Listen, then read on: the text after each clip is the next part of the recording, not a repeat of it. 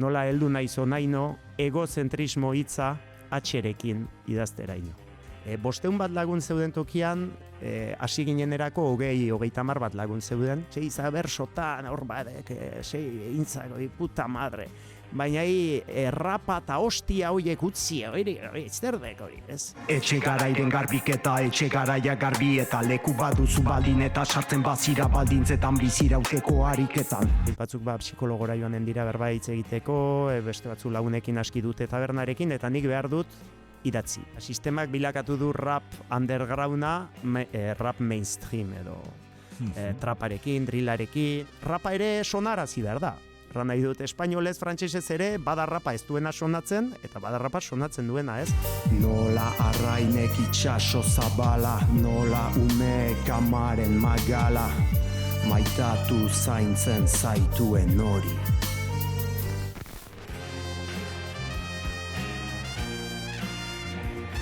Odei Barroso, Lapurditik arrasatera, ondo etorri.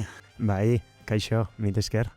Bueno, askotan egiten duzu, ezta? Lapurditik Euskal Herriko gune honetarako bidaia, ezta? Askotan egiten duzun bidaia. Bai, tokatzen zait. Arrasatera etortzea tokatu zaigua initzetan, eta Euskal Herrian barna ibiltzea ere bai. Ia eguneroko bilakatu da autoan ibiltzea. Eta autoan etorri zara, zer etorri zara entzuten?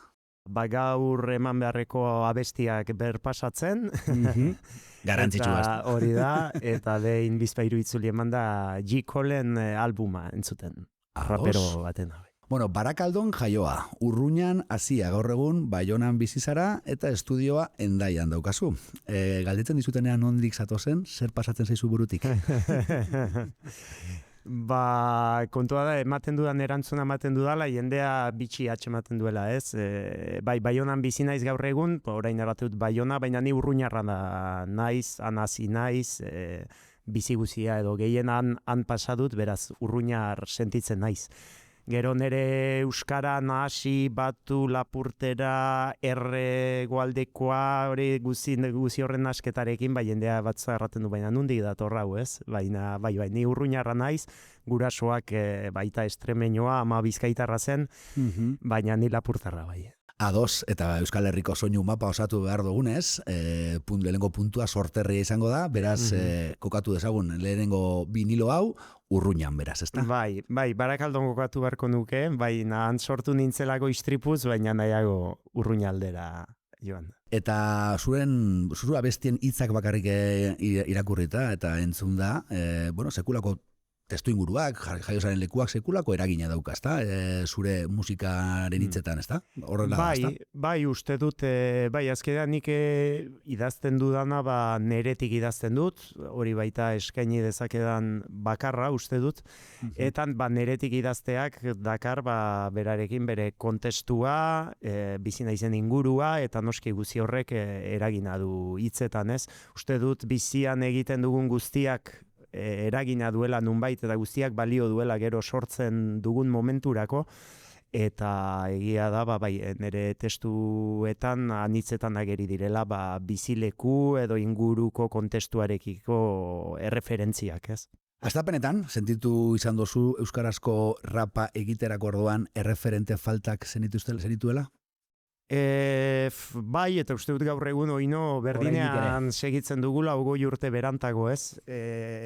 Bai, egia da, nik rapa maite dut biziki txikitatik, aurra nintzela jadanik entzuten duen frantsesezko rapa, Aiam eta halako taldeak, eta ez dakit 11-12 urte nituelarik Selekta kolektiboa deskubritu nuen, beraien diska atera zuten, eta biziki maitatu nuen, azkenean entzun nuen rapa euskaraz, ez? Ni bizi nintzen hizkuntzan egindako rapa. Beraz, beti erraten dut, horiek izan zirela nire lehen erreferenteak edo nire lehen adibideak, ez? Rapa egiteko. Gero, lehenak duen arriskua zeramaten beraiekin, ez? Aitzindari izateak, ez da? Aitzindari izatea, lehenak izateak, orduan horrek bazuen bere pixua, ez? Baina egia da, denborarekin erreferentzia pixkat ugaritzen joan direla, eta zoritxarrez nik nire referente gehienak frantsesezko rapean atxeman ditut, Eta uste dut gaur egun oino, Euskal Herrian kosta dela rapari leku egiten, eta gaur egun oino, gazteek hasi nahi baute rapean badirela raperoak, baina referentearen bila ibili behar dela ala ere ez. Zure hitzetan periferia, aipatu izan duzu askotan, zein edo zeintzuk dira periferia hori? Euskal Herrian badira periferia anitz, ez? Eta, kantuan zentralki nik periferiatzat dudana da, barkatuko didazu zuek, iparraldea deitzen duzuen hori, ez? Azkenean, Ipar Euskal Herria 3 lurralde dira, eta da nunbait, nik beti erratut holtzan eta zirikatzen dut jendea, erranez, ni jotzen baldin badut gaur Arrasaten, bihar etxera noalarik ez dut erranen atzo hegoaldean jo nuen. Ez, atzo Arrasaten jo nuen. Aldiz, zenbat jende etortzen den bakantzetara, oporretara gurera, tarraten da, ni izan da naiz iparralden. Baina nun, ez? Edo, ezagutzen duzu Peio, eta Peio nungoa, Dona Paulekoa. Niretzat Dona Paule lekutan dago, ez? Orduan, iruditzen zait badela, periferiak abestian diot, ezagutza falta bat. Eta hori ezagutza falta, interes faltatik dator, gero egia da, medioek, komunikabidek ez dutela laguntzen, gure nazio ikuspegia ukaiten, eta zoin errealitate desberdin ditugun ikusten, baina ni periferiaz mintzo naizelarik gure periferia hortaz ari naiz, ez? Biziki zaila zaigu, eta nitzetan, Lapurdiko, Xiberuko, Baxenafarroko talde bati Euskal Herrian barna jotzea, adibidez. Uste dut asko zerrexagoa zaiola Gipuzkoar talde bati Euskal Herrian barna jotzea eta ezaguna egitea, Ipar Euskal Herriko ia edozein talderi baino. Eta hori adibidez ez zait zuzena iruditzen, ez zait bidezkoa iruditzen, Ipar Euskal Herrian talde pila bat badira, eta lehen aipatzen zinuen erreferentzialtasunarena bada, ez? Da, guk zenbat begiratzen diegun beste lurraldei, edo ego Euskal Herrira kasuntan, eta ze gutxi begiratzen zaigun guri, edo gure 3 lurraldetara ze gutxi begiratzen den. Hor dago nere kritika, eta bestian momentu batean diot, hau hemen utzi nahi nuke, nola heldu naiz onaino, egozentrismo hitza atxerekin idazteraino. Bueno, rapero, bertsolari raperoa, zein izan zen lehenengo Odei Barroso? Bertsolari dela rapero. Jendeak ezagutu zuena bertsolaria zen, baina egiazki raperoa. Errandizuan bezala lehen, ni 10 urterekin jadanik, nire lengusuarekin, aritzen ginen rapean. Etxean, rapa deitu badaiteke egiten genuena, biltzen ginen, eta gure artean kunka batzuk, eta bestea rapeatzen zuen, eta besteak gero ritmoa egiten zion, eta hola ibiltzen ginen, kaseta zaharretan, bazen ere rap kasetetan, hainitzetan, B aldea instrumentalak ziren. A aldean abestiak eta B aldean instrumentalak.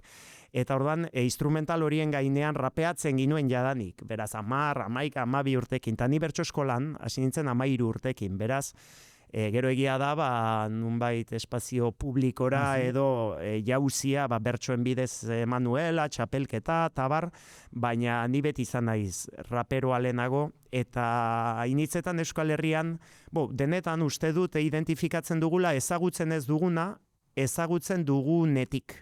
Eta nunbait Euskal Herrian rapa ez da biziki ezaguna izan, eta bertsoa bai. Orduan, beti ikusi da, edo iruditu zait, ikusi dela rapa bertsoaren bidez. Eta hori hori akats bada nere ustez. Bi mundu direlako, bi disiplina, bai hizkuntzarekin jolasean ari gira, bai futbola eta saskibaloia baloiarekin ari dira, baina bi kirol dira, ez da, nunbait, holako zerbait da bertsoa eta rapa, eta galderari erantzuteko, lehenik rapero izan nintzen, gero bertsolari, gero berriz rapero jendearentzat, eta bain utzi dut bertsolaritza eta rapero hutsa naiz. Rapero, bertso nazto zuzek jarraitzen gaur egun. Utzi nuen, deliberoa hartu nuen, usteko, azkenean bertso plazak eta kontzertuak dena asteburutan metatzen zitzaidan, eta dena erdizka egitearen sentsazio horrekin akituan nintzen, eta erabaki nuen bat ustea besteari leku emateko. Ederto, eta gure Euskal Herriko autentizidade horren izenean, entzun alduzu inoiz kritikaren bat utzi rapa egiteari eta jarraitu bertxotan? Bai, entzun errantzait parera, beraz, entzun beste aukerarik ez nuen. Oroitzen naiz Gernikan, gainera biziki gaztea, ez dakit 22 urte edo izanen nituen, biziorekin hasi berri eta bizio zen lehen ginuen rap taldea. Eta oroitzen naiz gizon bat, 50 bat urteko gizon bat hurbildu zitzaidala bertso afaria eta gero tarrantzi dela. Igo dei, seiza, gaur kriston saioa indek, seiza bersotan, hor badek, sei intzak, puta madre. Baina rapa eta hostia hoiek utzi, hori zerdek hori, ez?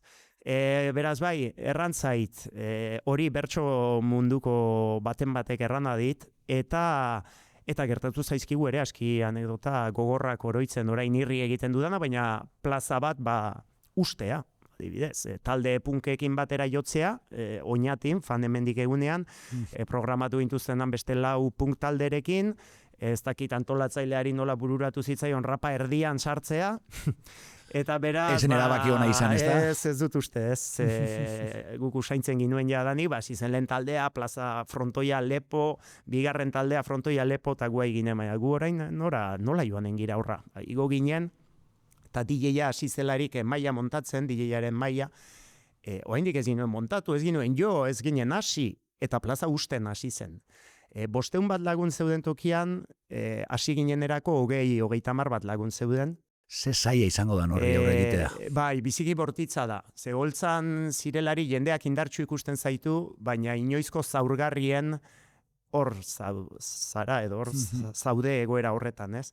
Beraz, bai, biziki gogorra izan zen, egin ginuen kontzertua, eta gainera bukatu aintzin, edo desmontatzen bukatu aintzin itzuli zen jendea. Orduan, nik beti pentsatut Euskal Herrian raparekiko zegon da, ez maitatze bat, edo ez zitzaion gustatzen jendeari, edo boikot bat amerikanotzat eta jotzen zelako, ez? Hori erran izan digute guri hainitz. Hori amerikanoen musika da. Bai, orduan rock radikal bat, guk asmatu dugu punka, guk asmatu dugu rocka, trikitisa ere ez da gurea, beraz, bueno. Ez da motibo bat horretarako. Ez da argumentu bat. Ez da argumentu bat. Besteak beste, Juancho Arakamari, aspaldi entzun genion, Euskara hizkuntza aproposa dela rapeatzeko, iritzi bereko bazara? Bai, nik euskaraz egin dut beti, naturala zaidalako, ez tirado edo nahi nuelako, izik eta naturalena zitzaidalako nire hizkuntzan egitea, eta bai, nik uste dut hizkuntza guziek balio dutela, eta euskarak ere noski, ez? Urtetan erranda, gainera espainolez erraten ziguten, el rap no suena en euskera. Belarria findu beharko zuen jende horrek, edo, rapa ere sonarazi behar da. Erran nahi dut, espainolez, frantsesez ere, bada rapa ez duena sonatzen, eta bada rapa sonatzen duena, ez? Beraz hori uste dut raperoak eta egiten duela rapak sonatzea, ez hizkuntzak.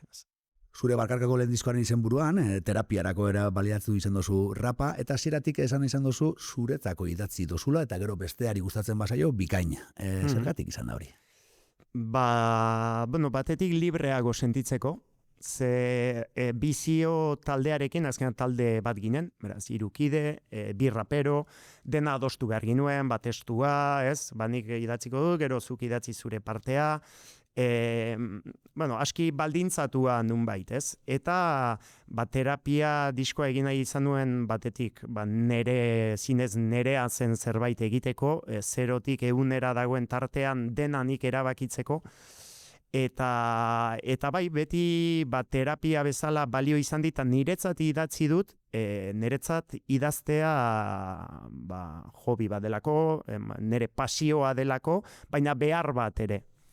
Ez dakit batzuk psikologora joanen dira berbaitz egiteko, beste batzu lagunekin aski dute tabernarekin, eta nik behar dut idatzi. Eta nik denbora luzaz ez badut idazten, ez badut barnean dudan kakameta botatzen, hor geratzen zaitez, eta bada terapia bat, eta egiazki diskaula deitzen da, diskoa, eta egiazki diodan zerbait da, terapia bat dela niretzat rapa egitea.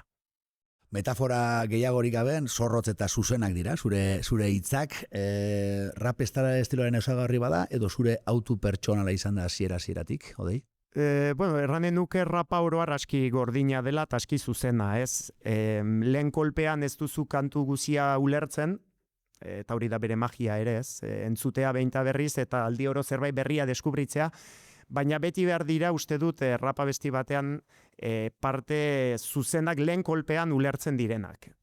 Bestela hori gabe jendea ez da identifikatzen, ez zira engantzatzen edo lotzen, ez? Lotzen zira, esaldi honek, punchline honek sortu dizun horri, ez? Lotzen zatzaizkio askotan, eta uste dut behar duela ala ere ulerterraza izan. Naiz eta initzetan erraten didate, komplikatu egia da, zurea batzutan, burua hola jartzen dit, bueno, bai, ardura nirea da, behar bada hori dionarena ere bai, ez?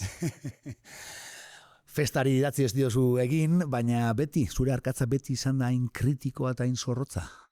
Bai, uste dut, bai, bizio garaian idazten, biziki gaztea ginen, ordan gehiago idazte ginuen protesta, eta hau bai, eta uste dut, hori pasan nuen nunbait, ez?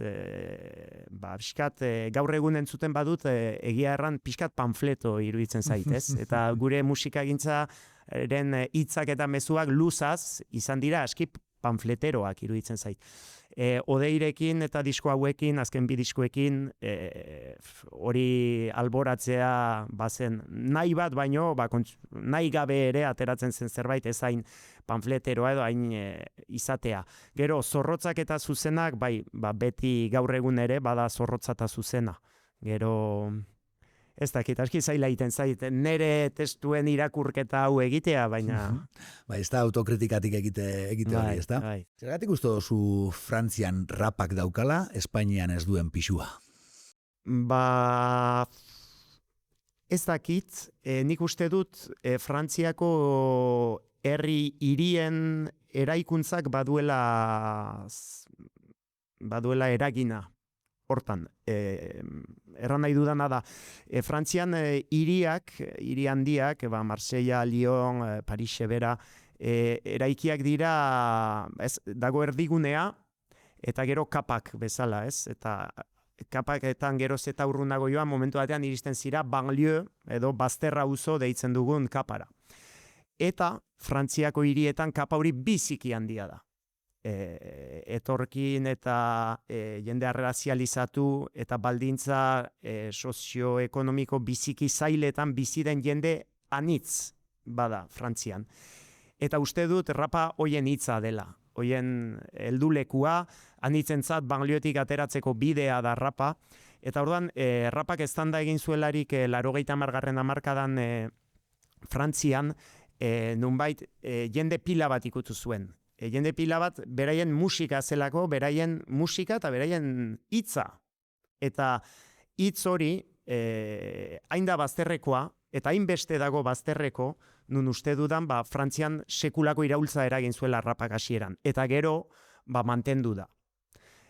Zoritxarrez, mantendu da ere, hori da, zoritxarrez, mantendu da sistemak bere ganatu duelako.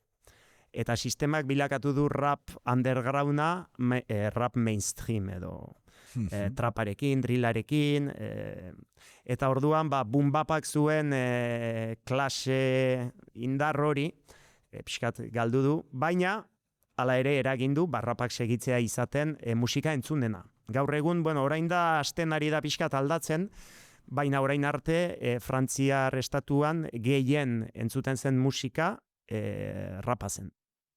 Eta undergroundetik mainstreamerako jauzi horretan, bidean zer uste duzu, aldu dela? Galdu da lehen aipatu dudan hip-hoparen, rapadarraren lehen urratsa galdu da. Azkenean, rapa musika deseroso bat da. Deserosoa da izatez. Berez, esentziaz. Berez, edo nun sortu da, nork sortu du, eta zertarako eta zer adierazteko sortu da, ez? Orduan, hori galtzen badu, bilakatu da, beste musika bezala. Eta nik askotan diot, rapa Frantzian dela pop berria.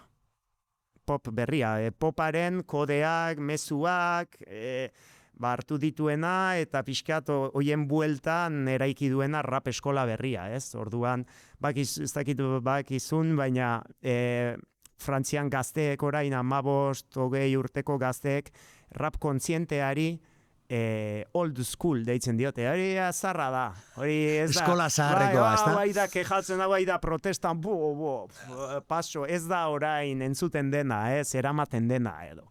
Bai. Eta uste dut hori galtzea, oinarrizko zerbait galtzea izan dela raparentzat.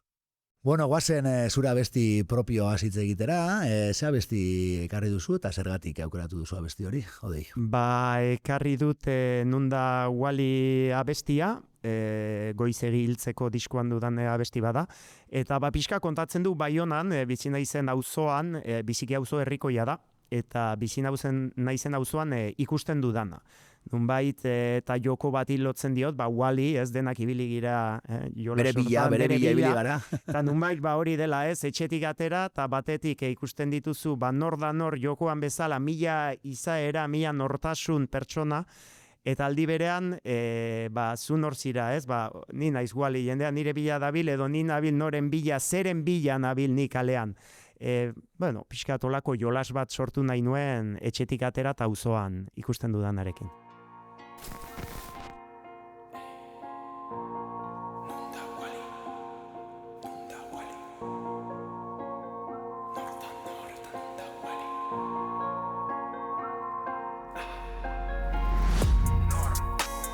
Nor da nor eta nun da Wally?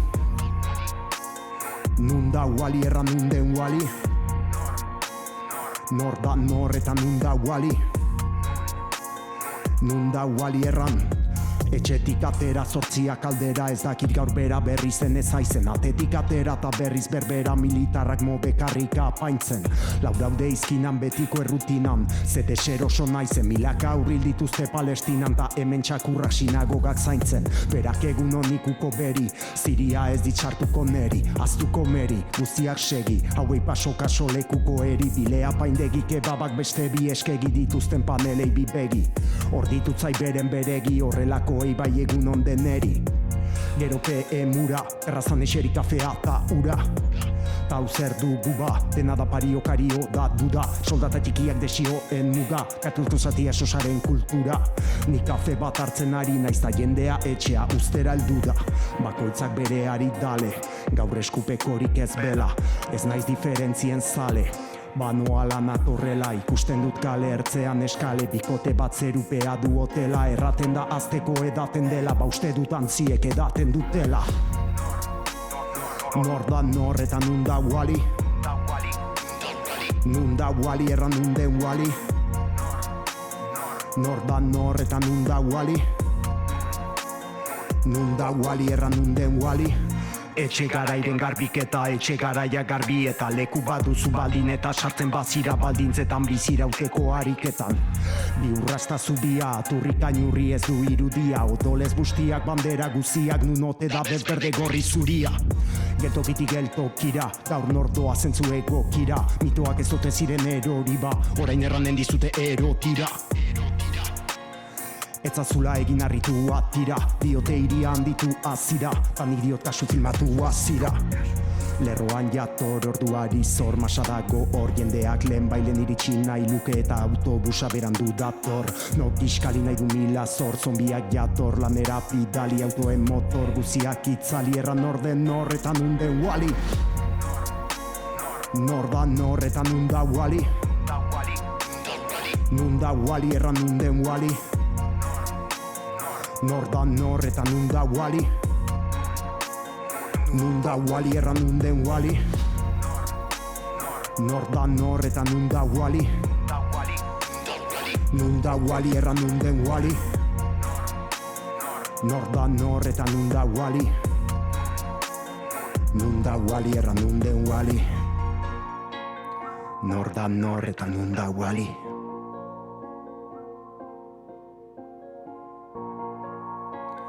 Nor da nor eta nun da Wally? Nolakoa da, zure kontzertu egun bat, esnatzen zarenetik, lotara joan bitartean? aski egun arrunta edo ez da egun lehen biziki urduri bizi nituen hasieran duela urteak, oain lasai bizi ditut kontzertuak eta eguna bera eta orduan deus, jeiki, gozaldu, kafe hartu, familiakin egon, agian lagunen batekin zerbait hartu, eta gero aski goiz abiatu behar izaten dugu hainitzetan kontzertura, ez, soinu proba eta dena delakoa, orduan ekipoa hartu, ekipoarekin elkartu, lantalde guziarekin, estudioan hitzordua ematen dugu, denek elkarrekin kargatzen dugu kamioneta, eta abiatzen gira kontzertugunera, jo, beti hau ere ez da inoiz jo eta ospa, presa gehien duenak ere badaki nere taldean jo, trago bat, eta gero ospa, edo bi, edo hiru, baina bat bederen. Hori delako garrantzitsua delako hori da lehen aipatzen duen momentu soziala, lehenagokoa, baina askotan lehenago pixkatola gaude, gero, egon lasai, antolatzailearekin, teknikariekin, langileekin, jende pila bat egiten du lan, guri argiak eta soinua pizteko. Eta hori ere anzten dugu. Eta uste dut, nik beti egiten dudan zerbait da, teknikari guzien gana joan, eta eskerrak eman, eta gurtu orduan beti tarte txori hartu kontzertua eta gero ja, etxera buelta, denek elkarrekin deskargatu, eta gero bakotxak bere bidea hartzen du, eta gero, alba da lo. Ze gehienetan lo itea kostatzen zaite kontzertua eta gero. Ez da, con adrenalina dalako, edo? Oraindik emozio hoiekin, eta ez dakit burua tutututu ibilki da, orduan, askotan lo hartzea ere kostatzen zaite. 16 urteko zure bide luzonetan, musika industriarekin topo egin duzu, ez dakit badagoen aukerarik honetaz bizi izatea mundua beste parametro batzuetan dagoenean, ez da enpresa parametroetan dagoenean, posible da, industria mundua nola dagoen ikusita, musikaren industria mundua nola dagoen ikusita musikaz bizitzea? Musikaren industriaren munduan barnean bazaude, posible da bizitzea musikaz. Musikaren industriatik bazaude musika egiten zailagoa da musikaz bizitzea. Uste dut, eta nire kasua da hori. Ni musikaz bizi naiz, musikaz ere. Musika, beste hainbat 10 ofizio txiki egiten ditut, musikaz bizi ahal izateko. Eta inoizko prekarioen bizi naiz. Argiki erabaki nuenetik nire lanaldia kontratuak uztea eta nire musika itea eta ontara dedikatzea, inoizko prekarioen bizi naiz, baina inoizko zoriontsuen. Hala ere hor bada industria bat, eta ni beti biziki kritikoa izan naiz industria horrekin, azkenean industrian gertatzen da, enpresa mundu batean sartzen girela, eta enpresa parametrotan, eta kodetan, eta nunbait, zure... Etekinak lehentasuna? Etekinak du lehentasuna, eta musikaria ez denak erabakitzen du zure musika entzungo den edo ez. Eta ni pixkat kokoteraino nago hortaz, eta aski haserre gaineraz, bizi izan dut hurbiletik, dauden produktora eta potolo hoien indarra, eta nunbait, iduridu Euskal Herrian hori ez dagoela, ez? Euskal Herrian gaude, baina Euskal Herrian dago hori, Estatu Batutan dagoen bezala, Frantzian dagoen bezala, eta Espainian dagoen bezala. Orduan, momentu batean guk ere onartu beharko dugu Euskal Herria funtzionatzen duela besteek bezala, eta norberari dagokio hor ez naizela sartuko nun kokatzen duen bere burua. Nik biziki argi dut nun kokatzen dudan, eta autu kontziente bat izan da hor kokatzea. Beste nunbait kokatuko dute, eta errespetu osoa daukate. Nik musikari eta sortzaile guziei euneko errespetua dien normalki. Gutxio errespetu eta begirune gutxio diet, hoien inguruan ariak mugitzen, erabakiak hartzen, diru laguntzak banatzen, eta pressing edo presioa egiten ari diren enpresako langileei. Hoiekin zaitasun gehiago ditut. Ez naute biziki maite. Harremana ez da ona, ez da. Eta gainera egoten gira, jende horrekin, eta egoten da gurekin, orduan egunon, eta zer moduz ongi eta zu, baina badakite ze pentsatzen dudan, eta badakite pentsatzen duten. Hora argi dago, dena ondo komunikatu dago. Dena argi.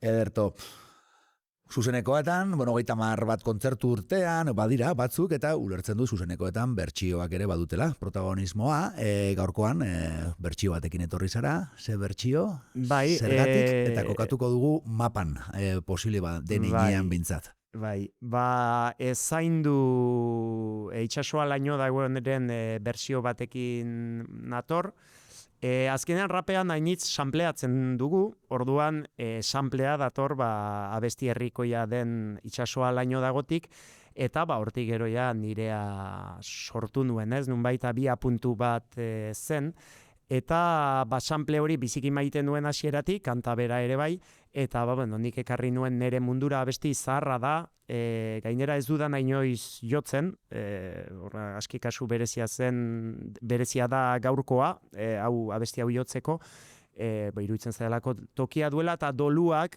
nunbait nire amari idatzitako abesti bada, eta doluak orain uzten dit egiten, lehen enuken lortuko ez zitzaidalako ezintasunez edo emozioz ezin izan denuelako egin. Orain ja doluak bere lana egin du, bere denborak ere bai, eta gaur da eguna bertsio hau ere hemen jo dezakedana. Eta nun kokatu, azkenean kantu herrikoi bada. Euskal Herri zabalean goien bat Ez dakidana bolitzak. sobera nundik heldu den, egi erraten baizut. Beraz, kokatuko du denetan, eta inun, beraz, Siberuan. Venga, aurrera. Siberurtarren alde. Aurrera. Baiz eta badakidan ez dela hangoa, hori segur.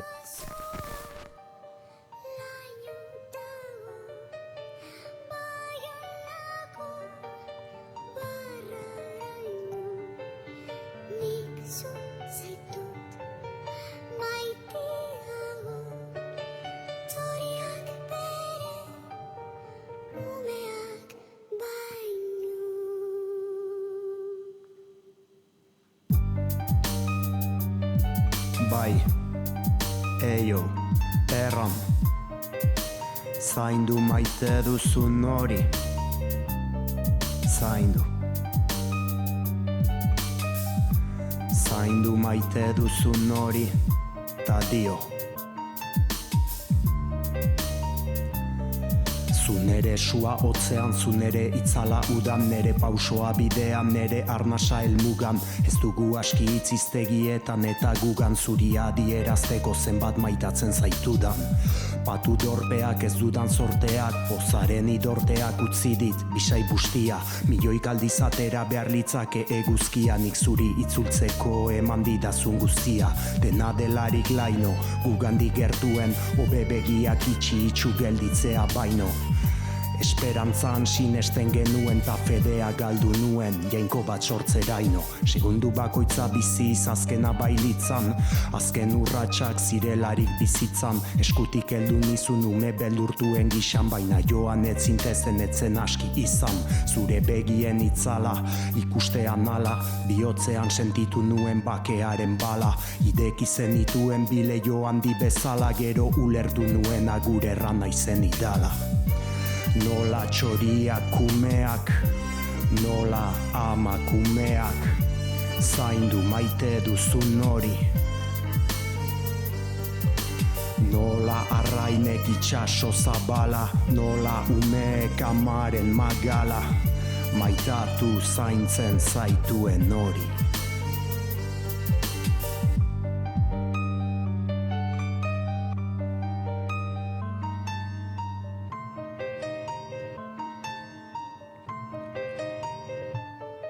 Niko goan daukadena, eguna eta orena, ondotik joan zinena, amalagunik onena, barnean hasten zaizki daukadan itxaropena, ta etorriko ez dena itxarotearen pena. Ama galtzea da bizi erregela, baina nola saldu amatxiri joan egin zarela. Ulertu dut horrela, erio krudela dela, ta oberenak berekin eramaten dituela. Bestela, erraida zuen nola naizen usten, gorpuzaren etik pozak ez dira gorpuzten. Ikusi naizela urik ez duen batela, jakinik hemen zaudela, ez baitzaitut ikusten. Utsabetea dela entzun dut lehenago, bainere pozaren utsaminez beteta dago. Lehen ibiltzen nintzen utxunea bestitzen, tazkenean ikasi dut berarekin bizitzen. Izena bizen, enuen uste inoiz, eginen nuen ikotoitzerio jantzi da eroiz, eta biluztu arrazoiz. Ez dakigula noiz joateko beti da goiz, baina zuretzat goiz egizen.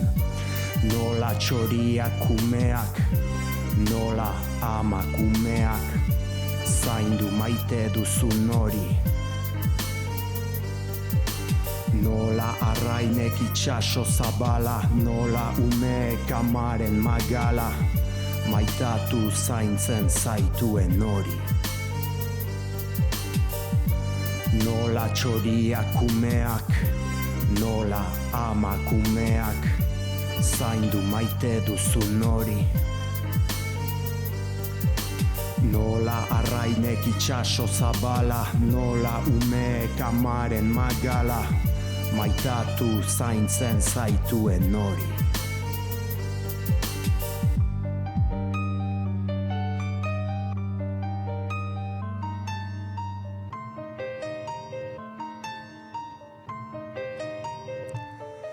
Itxasoa laino dago ta olatuek lehenago bezala jada ez didate gehiago erantzuten, hasi zaitezte zuen bihotzak entzuten, zerbait galtzean ikusiko duzue zenbat zenuten.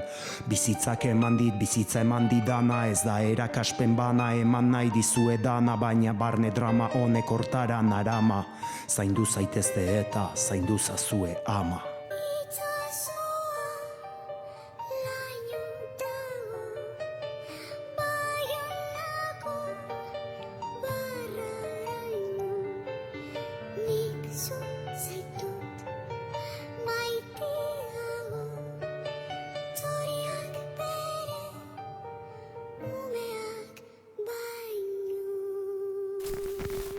Eskertzen dizugu biziki, amari eskainitako abesti hau, esan duzu, ezta? Dolua igaro behar izan duzula, hile eta gutxira ezingo zenukeelako hau egin, ezta? Ez, hori da, hil eta gutxira idatzi nuen, hil eta ezain gutxira gero grabatu, oroitzen naiz grabaketa ere zaila izan zela, hainbat alditan egin behar izan genuela, estudioan bakarrik egon behar nuela, teknikoa eta biok bakarrik, beste jende guzia kanpora, argiak itzalita, bai, nonbait barne korapiloak askatzeko balio du, baina korapiloa hor dago ere. Orduan, bai, garai batez ezin nuen jo abesti hau, eta zuzenean kontzertuz bizi horekin ez dugu inoiz jo. Esan dezakegu beraz, hori terapia ere izan dela zuretzako. Bai, lehen erraten duenaren adibide garbi bada abesti hau, bai.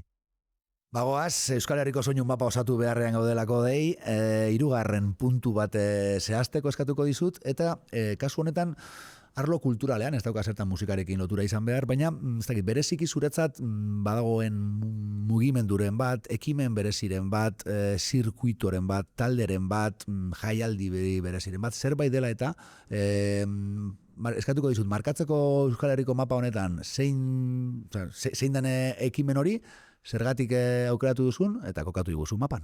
Ados. Ba, ekimena urtero egiten den EHZ eta Euskal Herria zuzenean festivala da.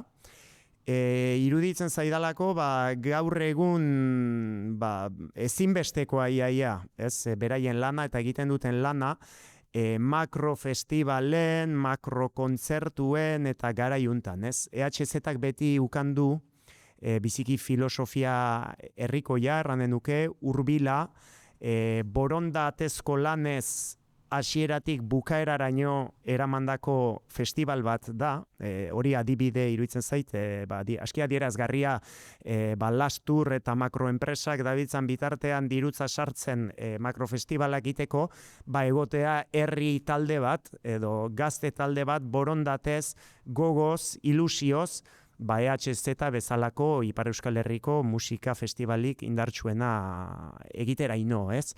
Orduan, niretzat badira adibide, badira inspirazio, uste dut beste anitzentzat ere izan daitezkela, badakit, edo pentsatzen dut, Bizkaian, Gipuzkoan egonen direla beste batzu, baina ez ditudan ez ongi ezagutzen, ni EHZ-taz hitz eginen dut, eta bereziki talde hori ere ematen digutelako erakusleio eder bat, eta ez da bakarrik super taldea joko duena ordu on batean, behar bada zuk joko duzu bihar sekulako ordutegi eta holtza batean, eta espazio hori bakarrik EHZ-ak eskaintzen du, edo bakarrik apustu mota hori gaur egun iruditzen zait, EHZ edo estilo horretako jaialdi bakarrik. Beste guztia diruak mugitzen baitu, eta EHZ ez du diruak mugitzen, ez?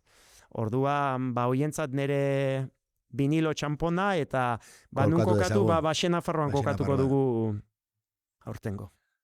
Ederra, egonez denari, doakio lago gonbidapena, mendik EHZ jaialdia zagutu desala, ezta? Noski.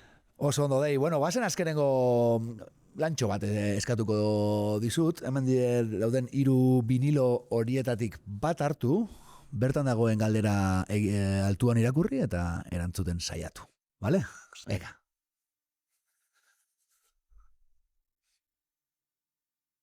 Zein kantu jarrigo zenuke mundua amaitzear egongo balitz azken 5 minututan.